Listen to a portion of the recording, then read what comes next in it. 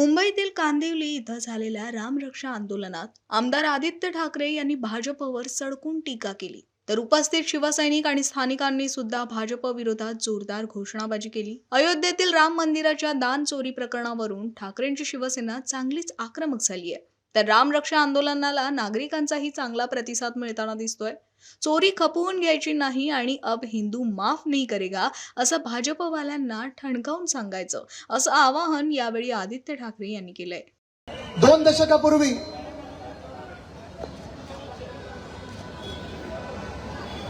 अयोध्येमधले राम मंदिरासाठी आपण देशात पाहिलं काय वातावरण होतं। मला वाटतं आपण सगळेच ते आंदोलनात होतात। जवळपास आपली जी पिढी आहे, माझ्या आधीची जी पिढी आहे, जे दशकं होती 90ची असतील, 2000ची असतील, अनेक लोकांनी आपण कार सेवा केली असेल, अयोध्येला गेले असाल आणि हे सगळं केल्यानंतर आपण पाहिलं होतं की माझे आजोबा वंदनीय हिंदू सम्राट बाळासाहेब ठाकरे यांनी भाजपला दाखवलं हिंदुत्व काय आहे, या देशाला हिंदुत्व म्हणजे काय आहे हे आपण दाखवलं। आणि आज देखील आपलं हिंदुत्व तेच आहे। हिंदुत्व आपलं स्वच्छ आहे, हिंदुत्व आपलं साफ आहे। हृदयात राम, हाताला काम आणि शेतमालाला दाम, हे आपलं हिंदुत्व आहे। पण दुर्दैवाने आपण ज्या पक्षासोबत होतो, ज्या भाजपासोबत होतो, त्यांनी हिंदुत्व हे स्वतःसाठी वापरलं। त्यांनी हिंदुत्व हे निवडणुकीसाठी वापरलं।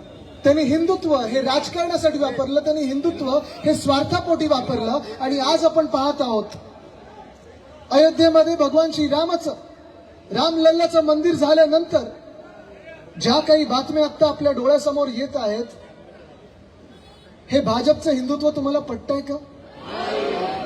ज्या भाजपने प्रत्येक निवडणुकीत गेल्या 2 दशकामध्ये घरोघरी जाऊन हिंदुत्वाचा प्रचार केला, ज्या भाजपाने, ज्या त्यांच्या कार्यकर्त्यांनी घरोघरी येऊन सांगितलं की श्रीरामाच्या नावावर आम्हाला मतदान करा, प्रत्येक मंदिरात जाऊन सांगितलं असेल, प्रत्येक घरोघरी जाऊन सांगितलं असेल की तेच हिंदुत्वाचे पाईक आहेत, तेच हिंदुत्वाचे रक्षणकर्ते आहेत, त्यांना मतदान करा। आज आपण बघतोय की जे स्वतःला चौकीदार बोलत होते ते असली कोण आहेत?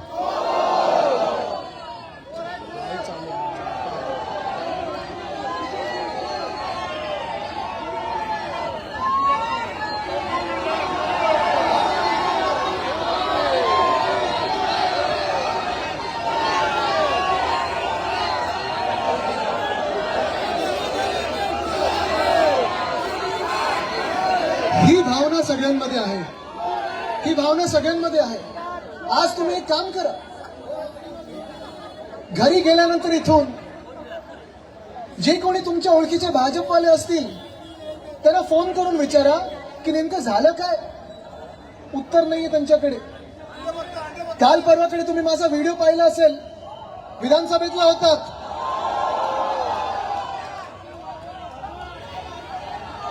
महाराष्ट्राचा आवाज उठवल्यानंतर, देशाचा आवाज उठवल्यानंतर, गोरगरीब जनतेचा आवाज उठवल्यानंतर जे भाजपवाले अंगावर येत होते त्यांना मी सांगितलं, जे राम मंदिर लुटतात ना त्यांना आमच्यावर अंगावर येण्याचा काही अधिकार नाहीये।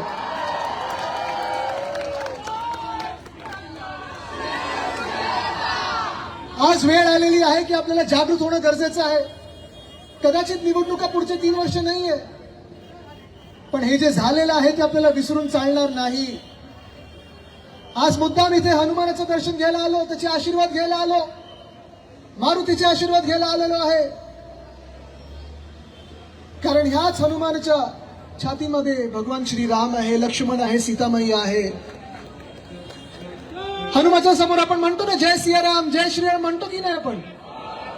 आज इथे हनुमानजी इथे आहेत स्टेजवर, मी त्यांना नमस्कार केला आल्या, पण फरक हा आहे, जे खरे हिंदू आहेत, जसं तुम्ही आणि आम्ही आहोत, आपण भाजपसारखे सगळीकडे बोलत नाही ना, आम्ही हिंदुत्वादी आहे, आमच्या रक्तात हिंदू आहे, आमचं रक्त भगवा आहे। पण जे भाजपचे लोक आहेत, 2 दिवसापूर्वीचा 3 दिवसापूर्वीचा व्हिडिओ मी तो टाकलाय, फोटो माझ्या सोशल मीडियावर पण टाकलेला आहे, तुम्ही पाहिला असेल। संतोषजी, त्यांचे जे अध्यक्ष आहेत, भाजपचे अध्यक्ष नितीन नवीन, त्यांच्या रोड शो मध्ये त्यांचं स्वागत करताना हनुमानाला नाचताना दाखवलं। माझा ठाम विश्वास बसलेला आहे की भाजप ना कुठच्या देवामध्ये मानतं, भाजपचे नेते कुठच्या धर्मामध्ये मानत नाहीत, कुठच्या देवामध्ये मानत नाहीत, नाहीतर देवांचा अपमान किंवा मंदिर लुटण्याचा कार्यक्रम जो त्यांनी देशभरात लावलेला आहे तो त्यांनी असा केला नसता. हे आपण समजून घेणं गरजेचं आहे.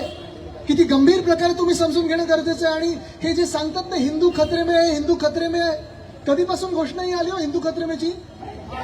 2014 पासून ह्यांच्या काळात आली. हेच सगळे बोंबलतात हिंदू खतरेमध्ये आणि हिंदूंना लुटणारी हीच भाजप आहे. 2-3 उदाहरणं देतो तुम्हाला. पहिलं उदाहरण आहे उज्जैनचं. उज्जैनमध्ये महाकालची जी आजूबाजूची मंदिराची जी जागा आहे, तिकडचे जे आता मुख्यमंत्री आहेत ना, मध्य प्रदेशचे जे मुख्यमंत्री आहेत, तेच मध्य प्रदेशचे मुख्यमंत्री पर्यटन मंत्री होते. त्यांना माहिती होतं उज्जैनच्या त्या मंदिराचा मास्टर प्लॅन काय बनतोय. थोड्या अँब्युलन्सला जागा द्या तिथून जाताना. त्यांना माहिती होतं उज्जैनच्या अवतीभोवतीच्या जमिनी आहेत, त्यांचा मास्टर प्लॅन बनतोय, सरकार विकत घेणार आहे. हेच स्वतः पर्यटन मंत्री ह्यांच्याच परिवाराने अवतीभोवती जागा घेतल्या आणि त्या जागा विकल्या कोणाला? मध्य प्रदेश सरकारला. मुख्यमंत्री कोण? स्वतः. हे असले धंदे करतात आणि आपल्याला हिंदुत्वाचं सर्टिफिकेट द्यायला येतात. मान्य आहे तुम्हाला ही भाजपा? तसाच 2 वर्षापूर्वी मी जेव्हा वाराणसीत गेलो होतो, तिथे वाराणसीमध्ये ज्या कुठच्याही तुम्ही मंदिरात जा, ज्या मंदिरात गेलात तुम्हाला तिकडचे पुजारी सांगतील, तिकडचे जे परिवार आहेत तिथे घरोघरी मंदिर आहेत. आणि वाराणसीमध्ये तुम्हाला सांगतील, बनारसमध्ये तुम्हाला सांगतील की भाजप का सरकार जब से बना है हजारों मंदिरों पे बुलडोजर चला है, हजारों मंदिरों पे. प्राचीन मंदिरात घरोघरी मूर्त्या आहेत, प्राचीन मूर्त्या आहेत, प्राचीन मंदिरात. प्रत्येक गल्लीमध्ये कुठचं तरी घर असेल त्या घरामध्ये मंदिर आहे. कॉरिडॉरच्या नावाखाली बुलडोजर जो अनधिकृत बांधकामावर चालवतात, ते बुलडोजर त्यांनी या मंदिरांवर चालवले आहेत. मूर्त्या ज्या आहेत त्या स्टोन कटरनी कापलेल्या आहेत, स्टोन कटर. असे लोक देवामध्ये विश्वास ठेवू शकतात का? हेच सोडा, जसं मी सांगितलं हनुमानला स्वतः समोर नाचवलं, तसे यांचे कितीतरी भाजपवाल्यांचे फोटो आहेत, पाटावर उभे आहेत, बूट घालून त्या पाटावर उभे आहेत, त्या पाटावर स्वस्तिक काढलेलं. हे यांचं हिंदुत्व आहे. आणि सगळ्यात भयानक म्हणजे जसं आज आपण ऐकतोय की तिकडच्या अयोध्येतलं दानपेटीचं असेल, तसं बद्रीनाथ मधून देखील 200 केजी सोनं हे गायब झालेलं आहे. शंकराचार्यांनी प्रश्न विचारलेला आहे, उत्तर द्यायला कोणी नाहीये. भाजपचं सरकार आहे, हिंदुत्वाचं सरकार आहे, आणि तरी हिंदू या साईडला ना डोकामध्ये ह्या मंदिरात जर तुम्ही गेलात आणि कोणाचे इथे पैसे पडले असतील, तुम्ही उचलून स्वतःच्या खिशात टाकणार की दानपेटीत टाकणार? ही आपली भावना असते ना. आपण देवाला घाबरणारे लोक आहोत, आपण देवावर प्रेम करणारे लोक आहोत, आपण देवावर विश्वास ठेवणारे लोक आहोत. आणि जर आपल्याला मंदिराच्या परिसरामध्ये 10 रुपये दिसले, 2 रुपयाचं नाणं दिसले, 1 रुपयाचं काय असेल, कितीही पैसे असले, कितीही आपल्याला गरज असेल, तरी आपण देवासमोर जाऊन मागणी करू की देवा मला मदत कर, देवा मला पाव. पण ते पैसे आपण खिशात टाकणार नाही, ते जाऊन दानपेटीतच टाकू. हा खरा हिंदू आहे, हे आपले संस्कार आहेत. पण हे जे चंपतराय, अनिल मिश्रा आणि अजून 4-5 जी नावं येत आहेत, ह्यांनी दानपेटी लुटली, दानपेटी.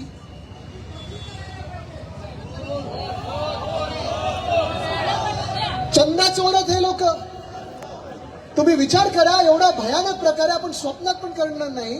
त्या सीसीटीव्हीवर स्वतःचं धोतर लावलं. खरं आहे, मी खोटं बोलत नाहीये, खरं आहे. सीसीटीव्ही होते त्या मंदिराच्या तिथे, आतल्या सीसीटीव्हीवर धोतर लावलं म्हणजे दिसणार नाही. आणि कुठे कुठे देवाच्या दानपेटीतले पैसे तुम्ही सॉक्स मध्ये टाकता, त्याच्यातून तुम्ही जाऊन बाथरूम मध्ये लपवता, त्याच्यातून तुम्ही बाहेर नेता. आणि बोट कोणावर दाखवतात? पुजाऱ्यांवर. बिचारे पुजारी पूर्ण आयुष्यभर पूजापाठ करत असतात, 20-20 तास मंदिरात घालवतात. 1400 कोटी घेऊन करणार काय हे पुजारी? मला सांगा. हे पैसे गेलेत भाजपच्या हातात, हे पैसे गेलेत. आपले जे खासदार सोडले ना, 4-6 खासदार तोडले ना, असेच खासदार तोडायला पैसे घेतात. गोरगरीब जनतेचे, प्रामाणिक लोकांचे पैसे तुम्ही एखादं काहीतरी मागता देवाकडे, आपण ते दानपेटीत टाकतो. खिशात जेवढे येतील तेवढे टाकतो. आपण विचार नाही करत 500 ची नोट आली की 2000 ची नोट आली की अमुक आलं की अमुक आलं. पण भाजप म्हणजे कदाचित आता नाव बदलायला लागेल, भारतीय जनता पार्टी नाही तर बाबर जनता पार्टी झालेली आहे. ही भाजप म्हणजे भारतीय जनता पार्टी नाही, बाबर जनता पार्टी झालेली आहे. खरोखर जेवढे आपल्या देशाच्या इतिहासात मंदिरावर कधी बुलडोजर चालला नाही, तो आता चालायला लागलेला आहे. या मुंबईचंच उदाहरण द्यायचं असेल तर मुंबादेवी मंदिराचा देखील मागच्या वर्षी पण एक प्रस्ताव आला होता, त्याला मी जाऊन विरोध केला होता. 200 वर्ष दागिना बाजार तिथे आहे. आजूबाजूला पुजारी राहतात, लोक राहतात, पण मंदिर कॅप्चर करायचं म्हणून भाजपचं एक मास्टर प्लॅन आलाय. पुन्हा एकदा मुंबईत आपल्याला शिवसेनेतर्फे ते देखील आंदोलन घ्यायला लागेल. कारण कुठचंही मंदिर भाजपला आता लांब ठेवा. भाजप आपल्या धर्माचं नाही, भाजप आपल्या देशाचं नाही, भाजप म्हणजे बाबर जनता पार्टी झालेलं आहे. पण तुम्ही विचार करायचा की ही जी चोरी होते, ही चोरी फक्त दानपेटीची होत नाही, आपल्या जमिनी जातात. काल आत्ता मी एक व्हिडिओ बघितला वाराणसीमध्ये म्हणजे आता तिथे मुख्यमंत्री कोण आहेत उत्तर प्रदेशमध्ये? योगीजी आहेत. सरकार कोणाचं आहे? भाजपचं आहे. तिथे काल काली मातेचं एक मंदिर पाडलं पीडब्ल्यूडीनी. पीडब्ल्यूडी कोणाचं? भाजपचं. सरकार कोणाचं? भाजपचं. हा विचार तुम्ही करायचा आहे. खरं तर आपल्या देशामध्ये चर्चा कशावर व्हायला पाहिजे? बेरोजगारीवर व्हायला पाहिजे, महागाईवर व्हायला पाहिजे, जी आपली आर्थिक स्थिती झालेली देशाची त्याच्यावर व्हायला पाहिजे. पण ती न होता गेल्या 10 वर्षामध्ये भाजपनी फक्त भांडणं लावली.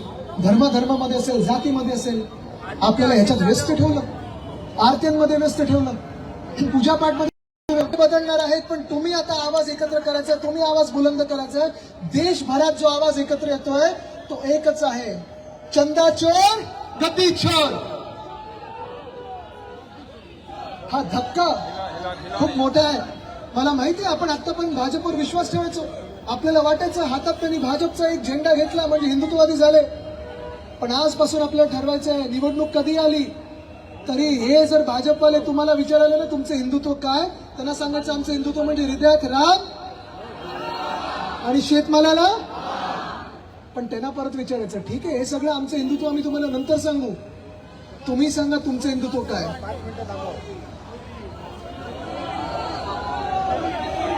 आता घरोघरी जाऊन आपल्याला हिंदू जागृत करायचं आहे. घरोघरी जाऊन आपल्याला आपल्या देशवासियांना जागृत करायचं आहे. जी चोरी झाली ती खपवून घ्यायची नाही.